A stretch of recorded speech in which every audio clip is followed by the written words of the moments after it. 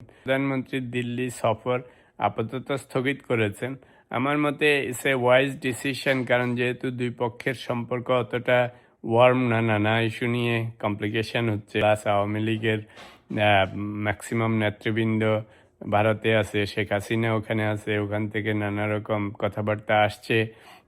So it's little awkward দুই পক্ষের জন্যই, প্লাস অন্যান্য ইকোনমিক এবং রাজনৈতিক ইস্যুও আছে, চায়না সম্পর্কিত ইস্যু আছে, মানে সব মিলে যেহেতু এখন সম্পর্কটা অতটা ওয়ার্ম না, প্রধানমন্ত্রী গেলে বরং একটু দুই পক্ষের জন্যই কিছুটা অকওয়ার্ড সিচুয়েশন হবে, কারণ কঠিন কঠিন কথাবার্তা নিয়ে আলাপ আলোচনা হবে, সেগুলি ডাইরেক্ট উত্তর দেওয়াও কঠিন হবে, উত্তর না দেওয়াও কঠিন হবে।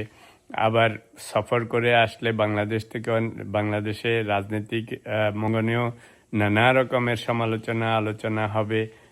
ঠিকমতো ওনাকে ওয়েলকাম করা হয়েছিল কিনা, ওনাকে ডিসরেসপেক্ট করা হয়েছিল কিনা, ওনাকে ঠিকমতো আদর আপ্যায়ন করেছে কিনা, কোনো রকমের চুক্তি হয়েছে কিনা, এবং কোনোটারই কোনো গ্যারান্টি নেই। কারণ প্রধানমন্ত্রী তথ্য উপদেষ্টা গেছে, ওনাকে মোটে ঢুকতেই দিতে চাচ্ছিল না। তো এরকম পরিস্থিতিতে প্রাইম মিনিস্টারের এখন না যাওয়াটাই সবচেয়ে ভালো ডিসিশন।